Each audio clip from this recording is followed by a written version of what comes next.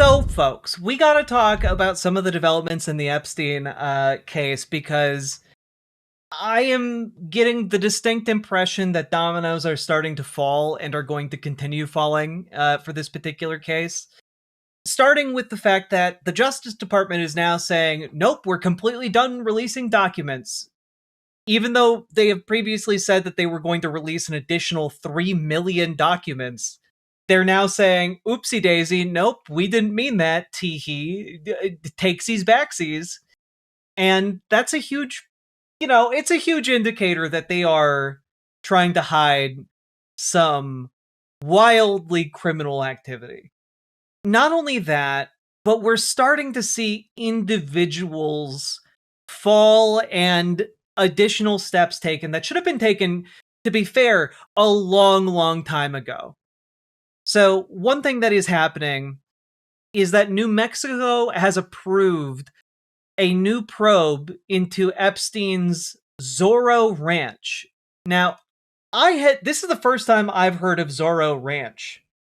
But apparently, Jeffrey Epstein kept a ranch where he, for decades, would have guests. This is a picture of it here. And, apparently, a lot of his activity here also falls under possibly criminal. And I have no earthly inkling why the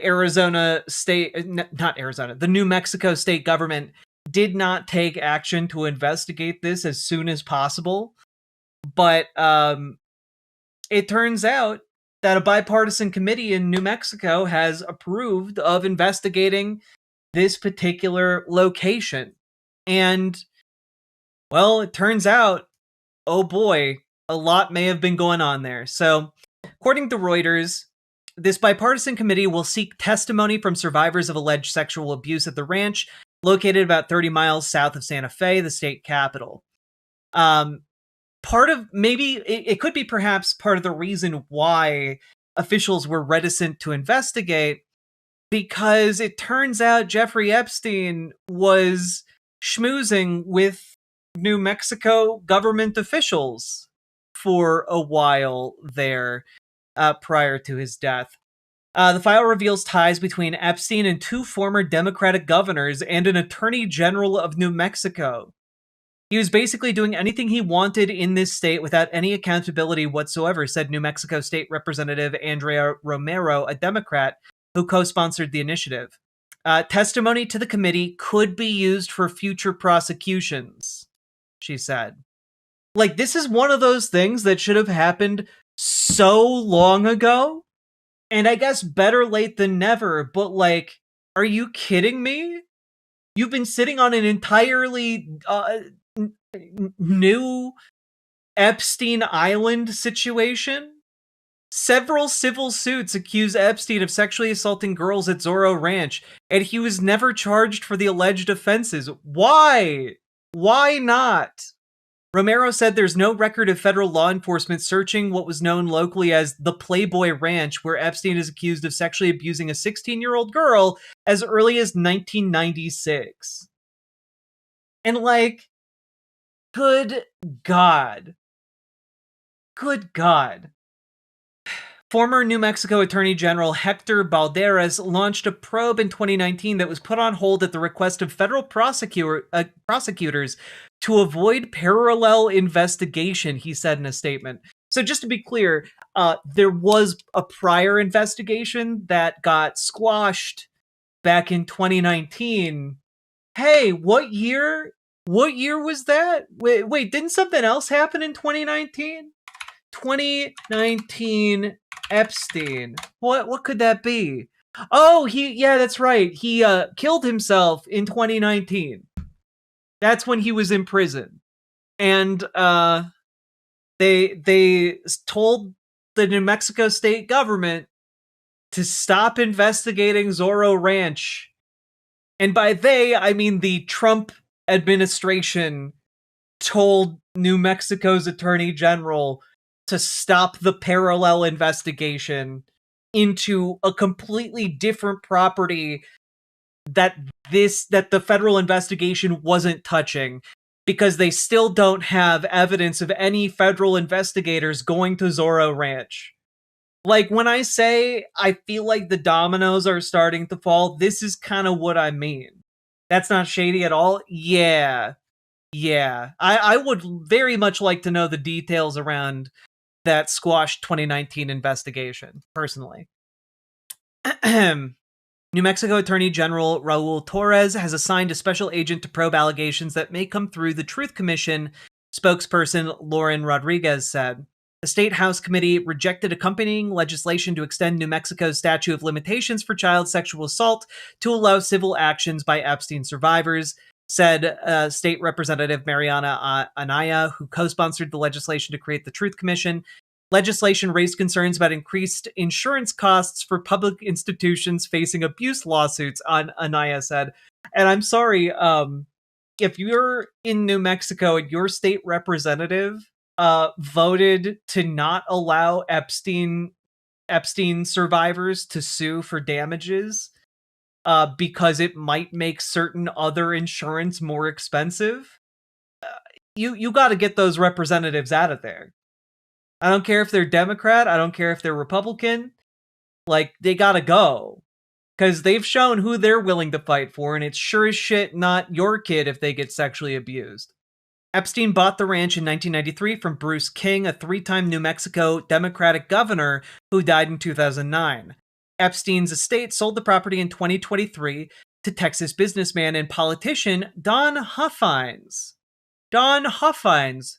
That's interesting. What's he up to these days? Just out of curiosity. Oh, it's so interesting. What's up? What's going on with this? Texas comptroller candidate who bought Epstein Ranch plans to turn it into a Christian retreat. He's currently running for Texas comptroller and went on Matt Gaetz's show to talk about turning the property into a Christian retreat. I can't, like, the levels of, like, disgust that are at play here are genuinely insane. You bought this from Epstein. You bought this from the Epstein estate.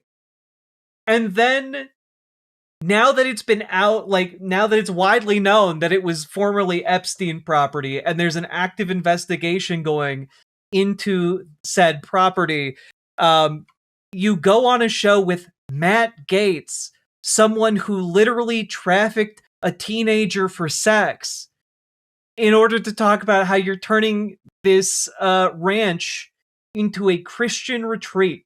It is almost like comical. Like, if you wrote this, it would be rejected for being too on the nose. Like, this is a level of fucked up that is insane. This was obviously a dark place, and we wanted to put light in a dark place, he added. It always shines the brightest when you do that. My faith is so strong in Jesus, and it really is.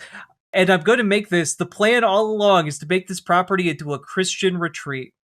He did at least point out and take the trouble of pointing out that, you know, he bought it 4 years after Epstein died, so that's fine. It all benefited the victims. So I frankly, I have no problem with that. The problem I have is that you're going on Matt Gaetz's show to talk about what you're going to do with the Epstein, the little slice of Epstein Island that you bought. You know, like, it just doesn't really ring true as coming from your Christian faith when you willingly go on a show with a guy who has testified to Congress about trafficking a 19-year-old, whose best friend was literally a pimp who is in jail for, like, trafficking children. I don't know, just seems maybe like you might be disingenuous. I don't know, just throwing that out there. Let's just keep looking, because apparently that's not the only thing going on. One thing that is happening here. Oh, Epstein cultivated relationship with CBP officer causing U.S. investigation. The Guardian review of U.S. Justice Department files reveals Epstein interacted with 6 Customs and Border Patrol officers.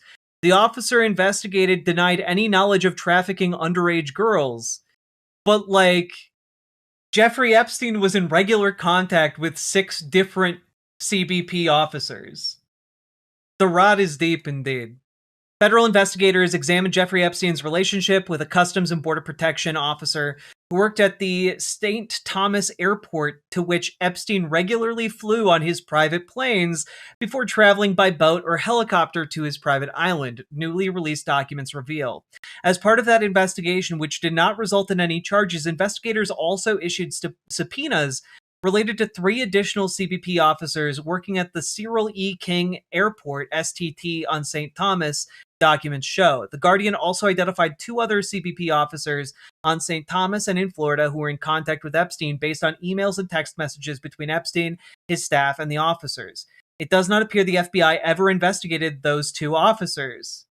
That's so weird. That's so strange. Oh, this is a really interesting thing here too. The FBI in New York opened a preliminary investigation in October of 2019 after receiving a report that a long-serving CBP agricultural inspector had an ongoing friendship with Mr. Epstein while working for CBP pre-clearance in St. Thomas for over 7 years. That's really, really interesting. Just a preliminary investigation. I wonder what happened to this investigation here. Let's find out. Federal authorities interviewed Epstein's longtime pilot about the convicted sex offender's contacts with CBP agents. Okay.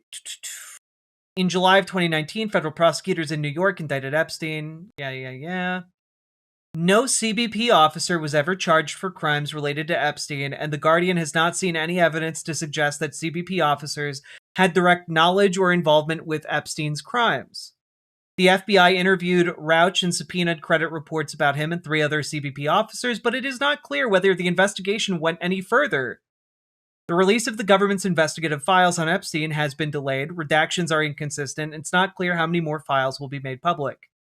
So they launched a preliminary investigation and then appear not to have finished said investigation. That's so weird. And none of these officers seemed to have any information about what Epstein was doing, despite the fact that, I'm going to read this out here, Epstein emailed and texted with CBP officers, invited them to his island, visited with them at the airport, and frequently sought to determine who was going to be on duty when he was traveling through STT, the released files show. Some officers received financial advice, others small gifts, and employment opportunities.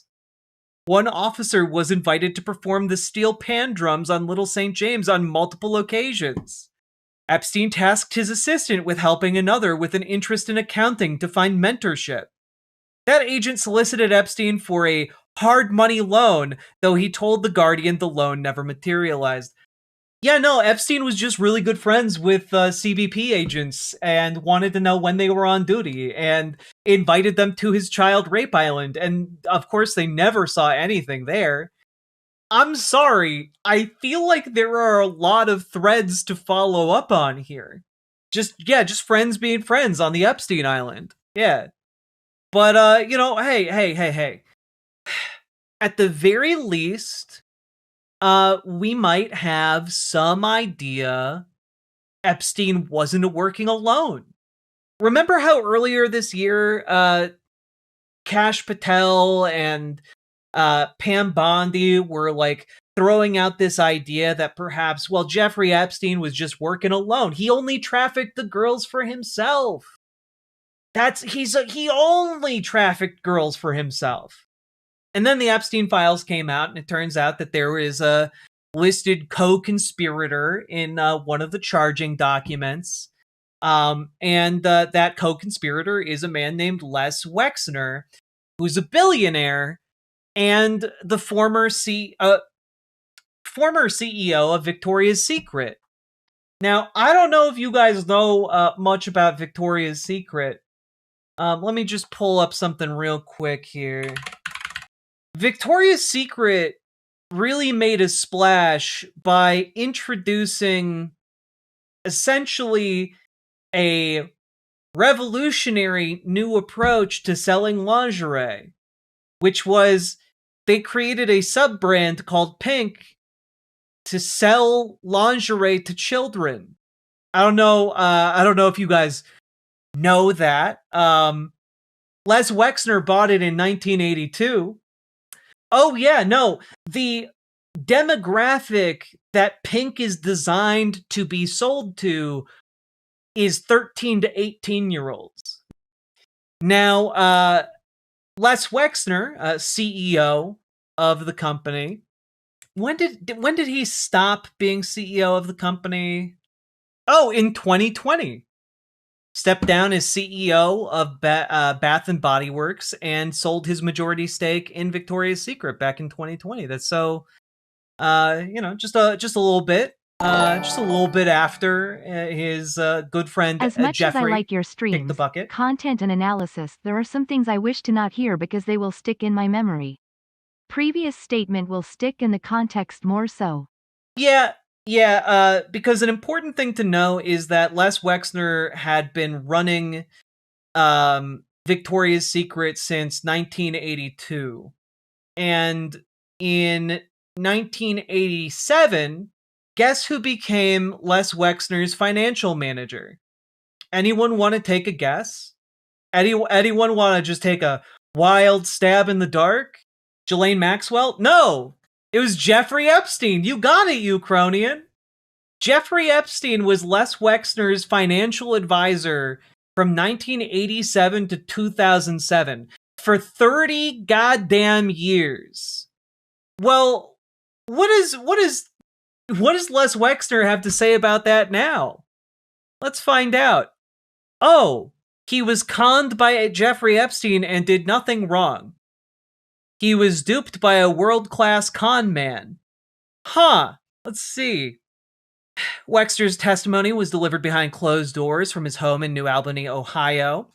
I have done nothing wrong and have nothing to hide, Wexner said in his prepared statement. I completely and irrevocably cut ties with Epstein nearly 20 years ago when I learned that he was an abuser, a crook, and a liar. Let me be crystal clear, I never witnessed nor had any knowledge of Epstein's criminal activity. And as you could see, this is a picture of Les Wexner and Jeffrey Epstein hanging out together. Oh, I do want to find this Robert Garcia clip. It's been clear to us, here we go, at least the way Mr. Wexner has presented this, that he, according to him, has not been was questioned by the FBI or the DOJ about Mr. Epstein. How outrageous is that?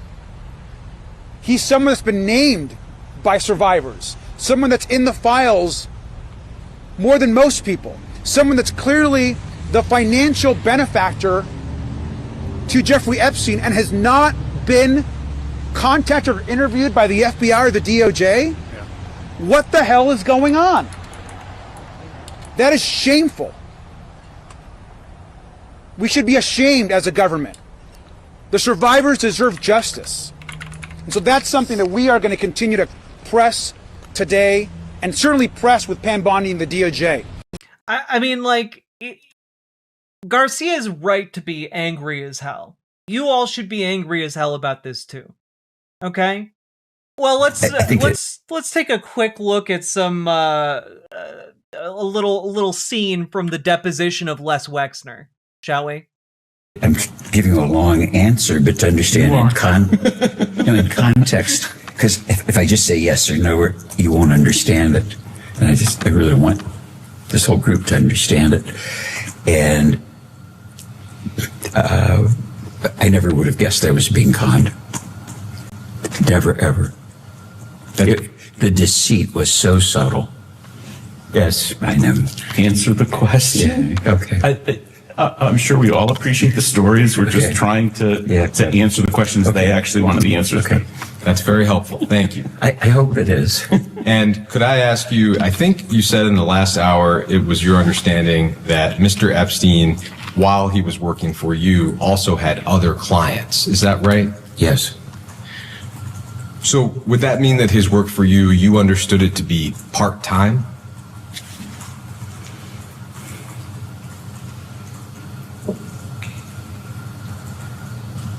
I wouldn't describe it that way. I knew it wasn't I thought it wasn't full time because he had other clients of substance, real substance. As a listener, it sounds like substantial demands that you're describing. You were, and of course are, one of the wealthiest people in the country, managing all of your personal affairs. I would think would typically demand all of somebody's bandwidth. It sounds like that was an issue with the guy before Epstein. How was he able to do that job, but also do work for other clients at the same time? Well,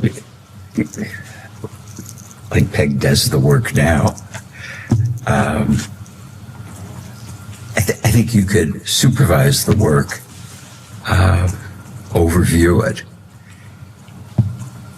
which isn't the work that I do, and say you could do really thorough work if you were doing it 3 or 4 days a month, certainly a week or a day a month, just focusing on these things because there were accountants and tax lawyers and other people.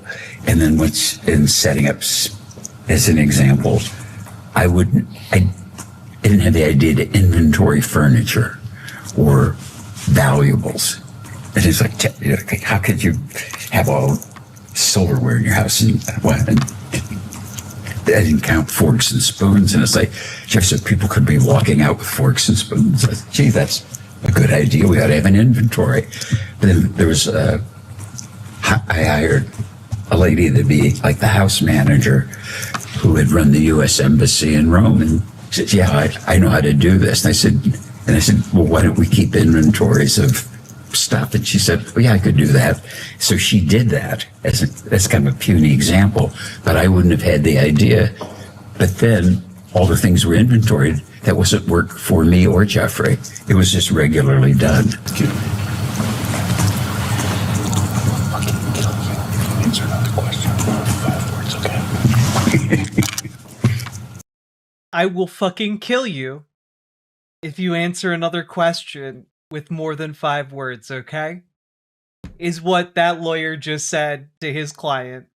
Because that lawyer knows that this 88-year-old man who was intimately tied with Epstein for 30 goddamn years could just yap his way straight into a jail cell, okay?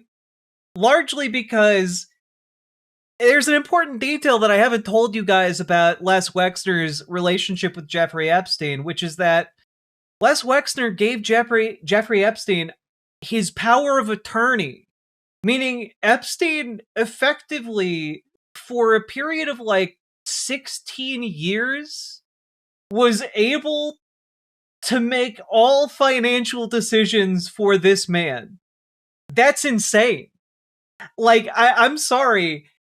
You know this guy for 30 years, and you are on such good terms with him that you give him power of attorney, and your major company's deal is that the innovation you oversaw was Victoria's Secret branching out to market lingerie to teenagers. And Jeffrey Epstein just so happens to be with you for the long haul through all of that. I don't know that that's a coincidence. I think, look, maybe this poor old man just got duped. Maybe that's possible. But in my heart of hearts, this guy is guilty as hell. This guy absolutely knew what was going on. It's why he's listed as a co-defendant or a co-conspirator. And like, it's just not, like, this guy absolutely had to know what was going on. You could not have been in Epstein's orbit for 30 years and not known. Yeah, that's the Victoria's Secret guy. I missed it. When did he sit for that? He sat for that just like earlier this week. And then the deposition footage got released. 30 years is longer than most marriages. 30 years is an intimate relationship. Yeah, and as far as we know, like, he was partying with Epstein, you know, like he was out there, like, photographed with Epstein. Like they held, look, I'm sorry, you can't tell me you didn't know this guy very well to be posing in photographs with him with that look on your face. I'm sorry, you knew this guy and you knew what he was up to. But that isn't even the biggest pin to start falling today. Because we gotta talk about the fact, for the first time in 400 years, a British royal has been arrested. Or at least former British royal, you know? Formerly known as Prince Andrew Mountbatten Windsor has been arrested for his crimes in the Epstein files. Yes, on his birthday. He was a precious little birthday boy, and they took him to jail anyway. I just gotta let you guys know, these folks are gonna start squealing. You know, like, Andrew is gonna start saying names if he can save himself. And those people are gonna start saying names if they can save themselves. Right? And like, this is how it works. Eventually these dominoes start falling. Someone like Les Wexner might get a sweetheart deal if he starts naming names that of people who were associated with Epstein's crimes. This is something that, at least in other countries, there are real legal consequences for. And to be honest with you, you know, it's been really dispiriting and disappointing to see the fact that there is just a very low level of accountability here in the United States for these crimes, but not elsewhere. And that information does not know borders. We are going to get the information from these other trials, from these other people that are being held accountable. I gotta be honest. I think this trap is getting tighter and tighter for Donald Trump, because Donald Trump is absolutely implicated in these files. I do not have a doubt about that. And one of the reasons I don't have a doubt about that is because, well, his response today to Andrew being arrested, I think it's a shame. I think it's very sad. I think it's so bad for the royal family. It's very, very sad to me. To me, it's a very sad thing. I'm sorry. What exactly is sad about a child predator being arrested? I'm genuinely deeply curious. This is like when he wished Maxwell well. I wish her well. Why would you do that? You know, it only makes sense if he's guilty. Who the heck is Maxwell? Ghislaine Maxwell was Jeffrey Epstein's fixer. So she would go and get and groom the girls that he would then sexually assault. And she would also sometimes participate in the assaults. She is currently serving time in prison for, you know, sexually assaulting children. Anyway, just one last thing here. I want to bring your attention to just... It's not a big letter in the Epstein files, but it is a small one. One last little thing that makes me pretty convinced this is all gonna, like, really get deeply uncomfortable for people in high positions of power in the United States, particularly in the Trump administration. And it is this particular email sent from Jeffrey Epstein to Bill Gates in 2016 in December. Come to visit the island. New administration people visiting. That was just after the 2016 election. This is when Epstein was known as a child sex trafficker, as a pedophile. And not only is Bill Gates being directly invited here, but Epstein is directly talking about the new administration people visiting. I am immensely curious what exactly the capacity of those new administration people were. Which of Trump's guys went to Epstein Island back in 2016? We need to find out.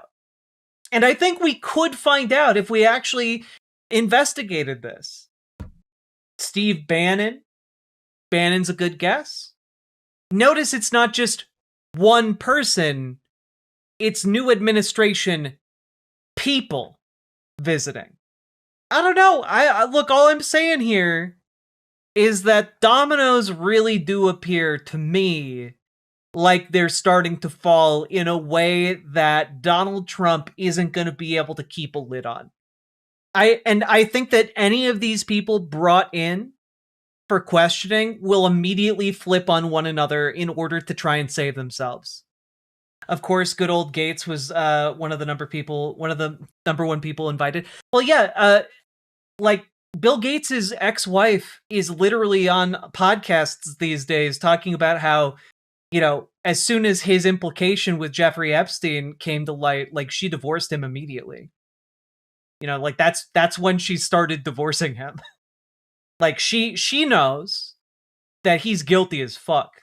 So all I gotta say here is, as disgusting as all of this is, I am starting to see a number of things lining up in a way that I think it is going to be difficult for Trump officials to avoid implications.